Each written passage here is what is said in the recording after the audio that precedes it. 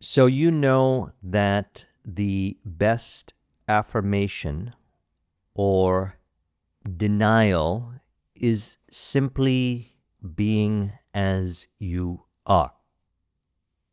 You are that still I am presence, that pure awareness, witnessing your real nature of bliss in consciousness as bliss. So just like how I say what you do or what you don't do happens effortlessly and spontaneously in flow, so does what you think or don't think, which you can call affirmations or denials if you'd like. So you know that you are already that which you desire to be. You are, or we could say you have what you desire because you found what you desire in the form of desire. As Neville Goddard had stated, what you now desire, you already have, and you seek it only because you have already found it. You found it in the form of desire. So you naturally desire to know who you are and be as you are. So rather than suppressing or repressing or trying to get rid of desire, you know that desire points to fulfillment. And thus, your real nature is fulfillment. From your natural way of being, which is fulfillment, all these things happen. What you do, what you don't do, what you say, what you don't say, what you think, what you don't think, which you can call affirmations or denials. So again, you are that pure awareness, and your real nature is bliss, and you are here to experience in consciousness. You appear to be in consciousness to experience your bliss. You desire to experience your bliss. Another way of saying this is stated in Psalm 37:4. Take delight in the Lord, and he will give you your heart's desires. And what happens naturally is you put off the former conversation, which is said to belong to, in the Bible, the old man, as stated here by Neville in his wonderful lecture, Mental Diets, which I'd like to explore with you today. He said to turn the tracks to which he is tied in the direction which he wants to go, he must put off his former conversation, which is called in the Bible the old man, and be renewed in the spirit of his mind. Speech is the image of mind. Therefore, to change his mind, he must first change his speech. By speech is meant those mental conversations we carry on with ourselves. So the question might be, what kind of mental conversations would be ideal? Well, as we've been discussing, those mental conversations, what you think, what you don't think, naturally arise from the sure foundation of knowing who you are. You are right now witnessing this conversation appearing. You are also witnessing the individual in mind thinking this or thinking that in relation to the conversation, emotionally relating this way or that way, behaving this way or that way. Yet, what remains the same is you. You remain the same. You never change. Romans 12:2, do not conform to the patterns of this world, but be transformed by the renewing of your mind. Then you'll be able to test and approve what God's will is, his good, perfect, and pleasing will. That could sound like something to do. Just like putting off the former conversation can sound like something to do. Just like affirmation or denial can sound like something to do. Yet all these things, just like what you appear to physically do, what you don't do, what you say in conversation, what you don't say, happens naturally. All these things happen naturally. I trust you've experienced this kind of phenomena. You transmute the appearances, or so it appears that way, by silently witnessing alone. That is a degree of power you now possess. Everything happens spontaneously in flow. You do nothing, and by that it is meant you abide as you are inwardly, not thinking this versus that, not having conversations in mind from the premise of not being that which you desire to be. And everything is transmuted, or sort of appears that way. The appearances, the people, the environment are transmuted to be in harmony. Thus, that still I am presence is enough to transmute the appearances to be in harmony.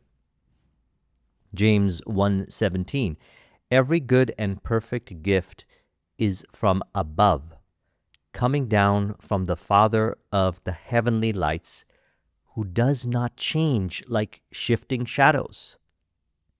Who does not change like shifting shadows. So you never change.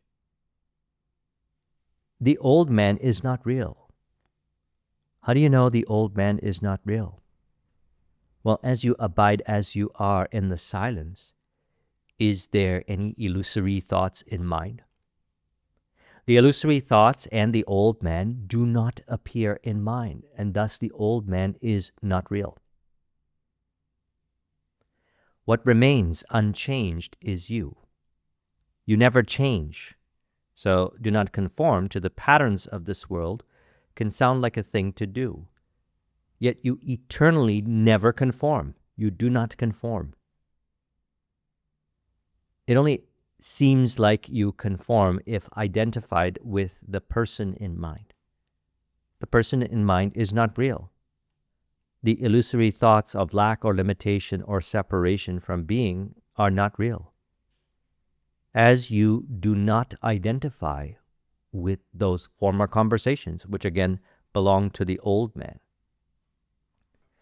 What naturally arises, spontaneously emerges, is what you think, don't do, etc. Everything appears to be in harmony. Thus, you never change. Why would you change? You are perfection. You are that still I am presence existing as perfection. Thus, why do you need to change? To conform to this world? And it doesn't make any sense. This world just appears to transform or change or rearrange to reflect who you are. And you found who you are in the form of desire. As he said, what you now desire, you already have, and you seek it only because you have already found it. You found it in the form of desire. Desire means having. Desire points to fulfillment. You are fulfilled. As you know that you are fulfilled in the silence, there are no illusory thoughts. Emotions arise and subside, but they do not indicate that you do not have what you desire, that you lack what you desire. Any thoughts that appear in mind appear to disappear if they seem to suggest that you do not have what you desire. You are not already that which you desire to be. Now, interestingly, in conversations, as mentioned, the phenomena, in conversations, for example, in consulting or business dealings, over the years, what I noticed is that I may or may not say something. I may or may not think something. I may or may not physically do something. Yet the appearance or the conversation appears to transform. So it got to a point where I realized that there were moments where silent witnessing, without saying a word, would result in them changing their conversations. So they walked in with this conversation suggesting or seemingly suggesting that they are not able to achieve their goals, or it's going to be stress and force space. And they share and they speak, and then all of a sudden the conversation changes. The conversation is from the premise of fulfilled desire. Their body language changes. Everything appears to change. Everything appears to transform. So that's what I meant by you transmute the appearances by silent witnessing alone. So when you know who you are, and you know who you are that still I am presence, witnessing this conversation, witnessing the thoughts in mind appearing to disappear if they suggest that you lack. Even listening to this, if the person in mind is identified with trying to figure this out, it doesn't make any sense to the individual, because the person in mind is looking for something to do in order to be fulfilled. Maybe the person in mind thinks, life cannot be this simple. Certainly, it needs to involve a lot of hard work, stress, and frustration. I need to do this or that work. The work happens naturally in flow. For example, I mentioned that I came across this information in 2004 through the book Think and Grow Rich. In there, he said something like, if you believe that money is a result of hard work alone, or something like that, perish the thought. And when I first read the book, at that moment, I didn't want to read it anymore because I grew up in an environment of working very hard for money. I didn't grow up with any money, so I thought when I looked around and I saw people that worked hard and they were getting paychecks, they were getting money, that was the only way. So I thought this way. I said, okay, well, I'll just double the work that I do, triple the work that I do. I'll just work harder and harder and harder. And by hard, it means stress, frustration. It's not avoiding the work. It's stress and frustration that way, rather than relaxing into the flow as I do what I love to do. Or we can say it this way, what naturally arises as a result of being as you are is what you love to do. So that could sound like a thing to do. Do what you love to do. Force yourself to do what you love to do. Everything happens spontaneously, naturally, as a result of being as you are. You are that still I am presence, aware of your real nature, which is consciousness bliss. Thus, you appear in consciousness in individual form to experience your real nature, which is bliss. Sat Chit Ananda, existence consciousness bliss, or truth consciousness bliss. And Ananda can be translated into happiness, joy, bliss, peace. Thus, you are fulfilled. That is your real nature. Your real nature is fulfillment. So when I read it, I had some doubts, but that's okay. Doubts released along the way, and what emerged naturally was money appearing in ways that didn't involve hard work. And over the course of the journey, these old man illusory thoughts would appear in mine, which I would identify with at times. And then it would generate these appearances of hard work, stress, and frustration. So I stopped identifying with it. And I remember in 2017, when I was in Playa del Carmen, Mexico, I made flow a priority because I noticed that while in flow, there wasn't stress or frustration, yet I did appear to do this or that, or think this or that, or say this or that, yet all of that flowed naturally from the premise of fulfilled desire, from the premise of being already that which I desired to be, having what I desired, naturally, and without trying to affirm this or deny that. Naturally, it happened. Again, the natural result of flow is being as you are. And you can be as you are as you know who you are. You are that pure awareness, witnessing this conversation unconditionally as love, happiness, peace, bliss, fulfillment. As you are fulfilled, desire points to these things. Things of love, things of happiness, things of peace, things of bliss, things of fulfillment. Anytime a desire arises, you have it. So that's what I meant by you don't need to suppress, repress, or try to get rid of desire. Desire simply points to fulfillment. So when I read Think and Grow Rich, he said, you have a burning desire, you have it. And that's the definite chief aim, as he called it. And it happened. And every definite chief aim that I desired to experience happened over the years. And this is going back to 2004. Now, over the course, as mind became purified from this illusory thinking, which again is not me, it's the old man, and it's not you. How do you know it's not you? In the silence, you know it's not you. It's not because, Joseph said, you are not the old man. You are love, happiness, peace, bliss, fulfillment. It's because Joseph said it. No. What is being pointed to that never changes, which is you, which is beyond this illusory old man that thinks in terms of lack or limitation? You are that. You are that pure awareness that never changes. You are perfection. Why do you need to change to conform to this world? You just remain as you are, and it appears like the individual becoming more of who they are. They know who they are through desire. As mentioned, you desire to know/be who you are. Who else do you desire to be? That's illusory.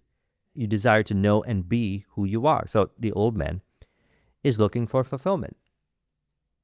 So it appears that way in mind.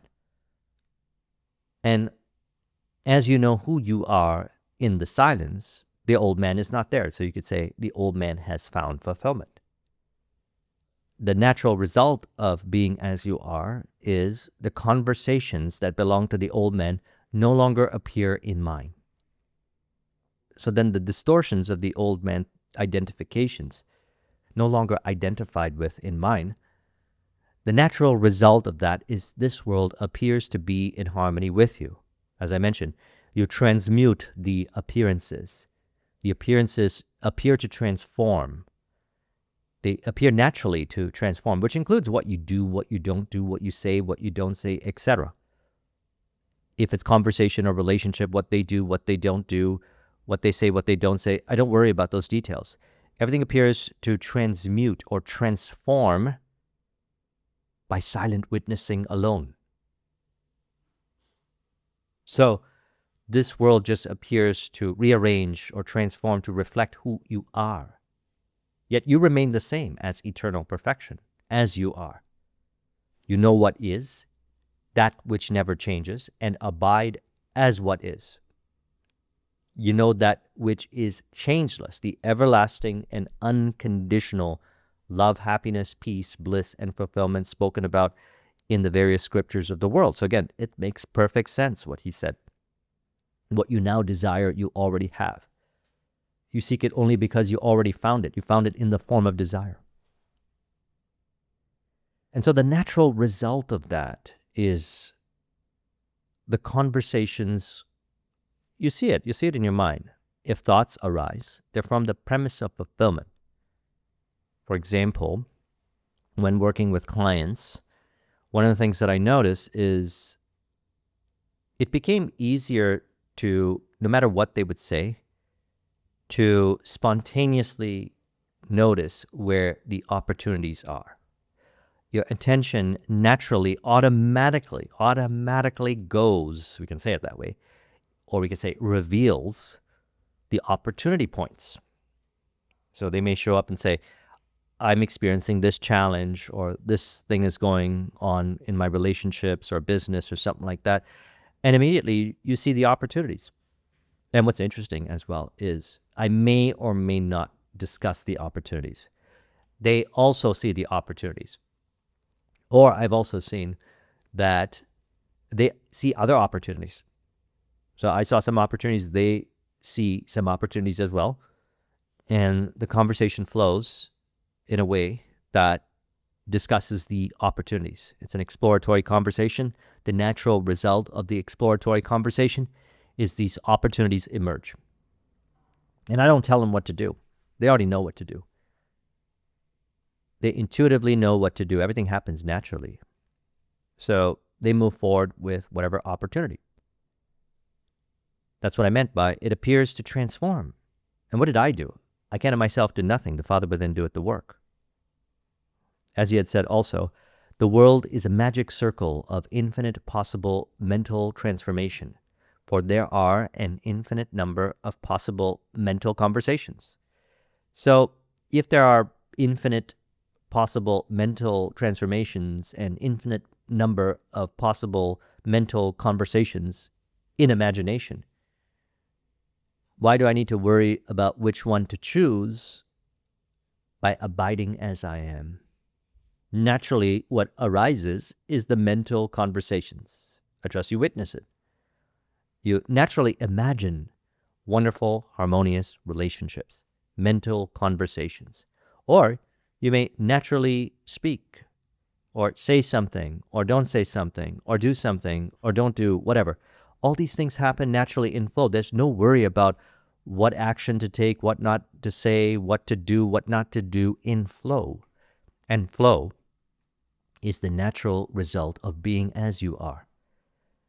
And you know who you are. You are that still I am presence beyond these appearances, the eternal peace, the eternal bliss, the eternal happiness. Again, the person in mind may say, what do I do with this information? How do I apply it? Well, the individual receives a desire. Mark 11:24. Pray as though ye have received it, and it will be yours. And then the suffering ceases. The individual is fulfilled, the feeling of the wish fulfilled, as he says. Now, what is there to do after that? Everything happens naturally. What you do physically, what does the individual do, what they don't do, happens naturally. Like, for example, when I was growing up, there were glimpses of this. When I was abiding as I am, in flow, although I didn't call it this, abiding as I am. I called it just being me or something like that. My friends would say, just be you. This is what they were pointing to. You want to do something, you go and do the thing without shame and condemnation. You have a wonderful experience. You're not looking around to see what other people think. Only you can imagine what other people think. So there's no worry or concern about what other people think in flow. And interestingly, things happen to be in harmony. People appear to be in harmony. Things appear to transform. We can say, I become more as I am. And then in moments, I would identify with this old man thinking, and life would not be experienced naturally this way, spontaneously, effortlessly. And then I came across Think and Grow Rich, and I knew what was going on, as he said it in there. There are these beliefs stored in the subconscious mind.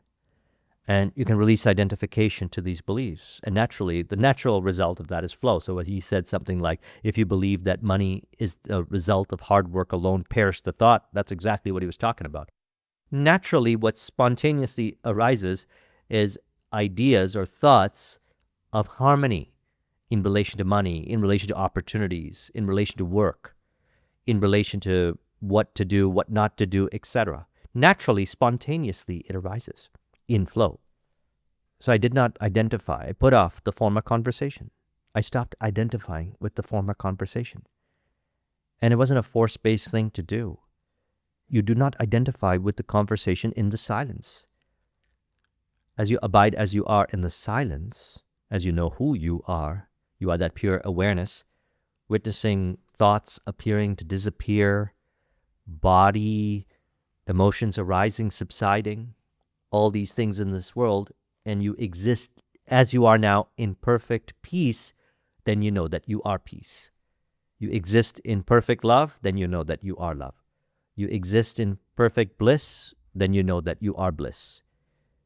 As you are bliss, I am that pure awareness existing as bliss. In form, it appears as the individual experiencing their real nature in consciousness, as consciousness is the only reality. Experiencing in consciousness bliss, or happiness, or peace, or joy. And that's what the desire pointed to. The desire pointed to the peace, the joy, the bliss, the happiness in some shape or form. And you might not know what that looks like in imagination. That's okay. You can abide as that feeling of peace, of love, of happiness, of bliss. And that is taking delight in the Lord, as stated in Psalm 37:4. Delight yourself in the Lord, and he will give you the desires of your heart. So you desire to know/be as you are. Know/be who you are. And what spontaneously, naturally arises is all these things added onto you. As also stated in the Bible, seek ye first the kingdom, and all these things will be added onto you. They appear in some shape or form. You'll see it. When you see it, you'll say, oh yeah, there's bliss, there's happiness, there's peace, there's fulfillment, whatever. Or you may naturally imagine what that looks like. That is also given, I find, by grace. As stated in James 1:17, every good and perfect gift is from above, coming down from the Father of the heavenly lights, who does not change like shifting shadows. So all these things in this world appear to transform to reflect that perfect bliss that you are. And you know you are that bliss in the silence, what naturally permeates the body in the silence. What naturally permeates the body in the silence is the feeling of fulfillment, the feeling of bliss. Thus, that's indication to me that anything that I desire, I already have. And if I'm out and about, desire arises, thank you, I have. Mark 11:24. Pray as though ye have received it, and it will be yours. Now, over the course, mind became purified from these illusory thoughts that arose from the illusory beliefs, and the old man disappeared, because the old man is not real, as mentioned. As you abide as you are in the silence, is the old man there in the silence? All that exists in the silence is you as that pure awareness, witnessing consciousness bliss, experiencing consciousness bliss. It just permeates the body for no reason, bliss for no reason, happiness for no reason, peace for no reason. So that could sound like a thing to do. I'm going to go and do all these things in order to get love, happiness, peace, bliss, fulfillment.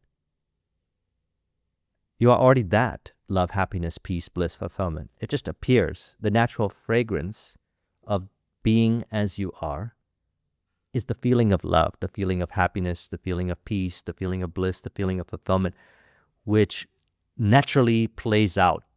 It appears as all these wonderful things.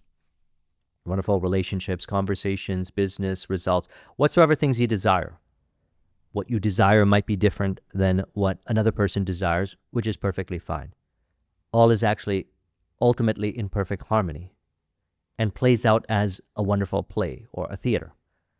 How do I know that? Well, I can describe it as who you desire desires you, or what you desire desires you, because that feeling plays out as the theater of meeting someone, where you could say it that way. It's like the desire emerged in them, the desire emerged in you, and you met in perfect harmony. Because in fundamental reality, I'm not talking about illusory thoughts that suggest otherwise. Everything just is. Everything just is fulfillment. And so what spontaneously, naturally arises from the sure foundation, which is fulfillment, is all things in harmony. But the individual may forget that they are already fulfilled. No shame, no condemnation. That's why desire arises. And they accept it. Mark 11:24, pray as though you have received it. Or you can do nothing to accept it, because as you abide as you are in fulfillment, when you think about that desire, you naturally know that it is yours. Or you naturally think from the premise of fulfilled desire. So then they may come up to you and say, oh yeah, they wanted to have the same kind of experience, or they wanted to have this kind of relationship, or do this kind of business, whatever. And I've seen some far out things. You might think there is no person that will be interested in this or that. And then all of a sudden, they just show up as you accepted that desire means having. I've been an entrepreneur now since 2009, full time. And I've worked not just in consulting, but I had my own IT business from 2009 to 13. And by the way, I have a new channel that I created where I discuss entrepreneurship topics and I infuse it with what we talk about here. If you're interested in that, I'll link in the description to the channel. And one of the things that I found is that entrepreneurs that I've met acknowledge imagination in a way that was discussed in the Master Key System by Charles Haanel, where he talks about Nikola Tesla and how Nikola Tesla would go into his imagination and he would build whatever it is he was building in his imagination. And then when he physically went and built it, it worked exactly like how it did in his imagination. So what I notice is that the entrepreneurs that know that imagination is where everything is sourced from, all that perfection, all that what we can call are symbols of that fulfillment or love or happiness or peace, they accept what they see in imagination as that's the way it is. Some way, somehow it happens in flow. What they do, what they don't do, coordinating with assets, relationships, resources, spontaneously happens naturally. The former conversations are put off, and then they have their product or service. For example, when I had my IT business, one of the things that I did was I built these point-of-sale systems for restaurants in Toronto. And the idea emerged, and the solution emerged, the team emerged to help me with this, the clients emerged like a big play naturally as I imagined that there can be a solution for these restaurants and retail locations where they can tie into something called ERP and point-of-sale system. And then there was an open source software that was already built, already there, just not customized. I was able to do that. And it was one of the first systems this was back in 2009, 10, 11, that was incorporating point of sale, warehouse management system in a way that I've never seen done before, yet I saw it in my imagination. And then, as you know that you are already that, you already have what you desire, what naturally arises is what you do, what you don't do, what you say, what you don't say in flow. And it doesn't involve hard work. I genuinely do what I love to do. And that, again, could sound like a force-based thing to do. Force yourself to do what you love to do. Force yourself to think this way. Everything happens naturally from the premise of being as you are now. You are that pure awareness. You abide as that pure awareness eternally. The individual may think, I and the Father are one, and the Father being greater than I. The individual may think that the old man thinking of limitation or trying to figure it out or force or frustration is the way. I can of myself do nothing. The Father would then do it the work because I and the Father are one, yet the Father is greater than I. So the Father knows ways that I don't need to worry about. I simply do not identify with thoughts that suggest I need to force myself to do this or that in order to be. I need to do this or that. Name whatever thing to do in order to get. Everything happens spontaneously, naturally, in flow, which is why for years I said, make flow a priority. And now I simplify it even further. I say, the natural result of being as you are is flow. As you know, you are that infinite, supreme, absolute, pure awareness. All these things naturally happen. The relationships, the resources, again, what the individual does or does not do, says, does not say, spontaneously happens. And all I did was know that I am fulfilled as desire pointed to fulfillment. And naturally imagine from the premise of being or knowing or that existing already in imagination. And then some way, somehow it appears. And so this might not make sense to the person in mind because they don't know that all these things, if you look around this world, all these wonderful inventions, innovations, etc., were first imagined. Person might be thinking, well, I imagined it. I imagined this to be a particular way. Where is it? Why does it not appear? What about the people? What about the resources? What about this or that is needed to maybe I need to do this now or that now, which is force-based, doesn't feel natural, and tries to control things. That's what the person in mind does, tries to control things. Yet everything is under control. I can of myself do nothing. The Father within doeth the work. So you know who you are. You are beyond that person in mind, which is not real. As you know who you are, even things like surrendering or letting go or detaching, or, as we brought up, affirmation or denial, putting off the former conversation, etc., which sound like things to do, happen naturally. Just naturally it happens, all these things. And the results happen as well in flow. So knowing that you are prior to the person in mind, the thoughts of limitation, etc., desire points to fulfillment, you naturally then imagine yourself being the way you desired to be, having what you desire, experiencing in imagination the invention or innovation, or as Nikola Tesla, build it in the imagination. And it spontaneously or naturally happens in flow. No force, no stress, no frustration. And yes, you get a wonderful, lavish, steady, dependable income consistent with integrity and mutual benefit. And it ends up being in harmony with all. The lavish, steady, dependable income consistent with integrity and mutual benefit. That was the Robert Millikan auto-suggestion that Neville had shared.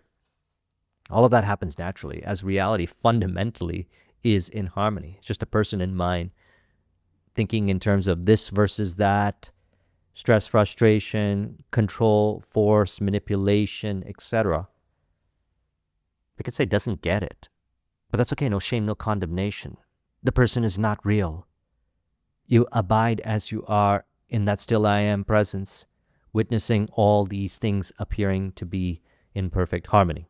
As that is who you are. You are being in perfect harmony, fundamentally, that pure awareness.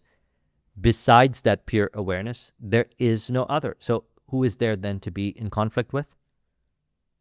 What thought in pure awareness exists of confusion or contradiction or lack or not being fulfilled? Illusory. None of that exists in pure awareness. Those are thoughts in mind. Prior to the mind, you are that pure I am presence which lumines the mind and thus dissolves the programming in mind, as you are not the old man. And naturally, what arises is what you do as the individual. Don't do what you say, what you don't say, what you think, what you don't think. It happens naturally, and it is from the premise of being who you are or having what you desire naturally, as mind is purified. So you just keep abiding as you are. That's it. You just return to knowing that you are. That's a way of saying it, although that can sound illusory. Who is returning to? There's nothing to return to. Yep, we could say it that way. You just return to, or you know who you are, or you abide as you are, and there is no person in mind. There are no illusory thoughts. If thoughts appear, they disappear. If thoughts of limitation appear, they disappear. They do not affect you. They actually don't affect you. How do they affect you? You are that still I am presence that never changes. You are perfection. You don't need to change as you are perfection. You don't need to do this or that to conform to this world. That's the person in mind, and you are not the person in mind. So it doesn't make any sense that you can conform to this world. You do not conform to this world. Yet, the world appears to transform. It appears to be in harmony with you. And all you did was accept that you are already that which you desire to be. So that's what happened to me over the years. I just kept accepting that I am already that which I desire to be. And mind became purified of limitations. I remained as I am, and in the presence, existence, naturally, the fragrance, naturally, as that pure awareness, abiding as I am, illumines the mind or purifies the mind. That is the do not conform to the patterns of this world, but be transformed by the renewing of your mind. So the mind is renewed.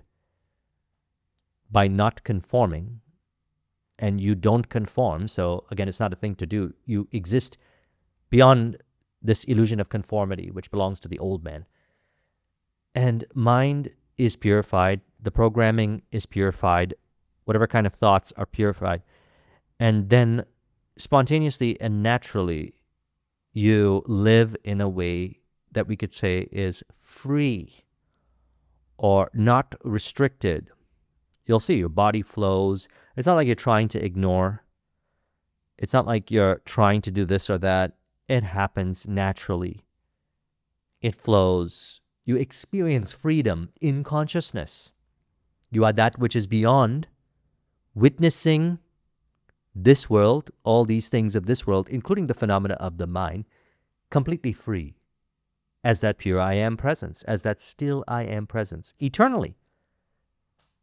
Yet for the individual, I and the Father are one, yet the Father is greater than I, actually experiences freedom, and the Father within that doeth all the work. And the Father within, in form, doeth all the work. So thus the experience can be described as people appear to be in harmony, all things naturally happen, even things like, as I mentioned, concepts like letting go, detachment, surrendering, affirmation, denials, etc. All these things naturally happen just by abiding as you are. That's it. So I trust you found this video to be helpful.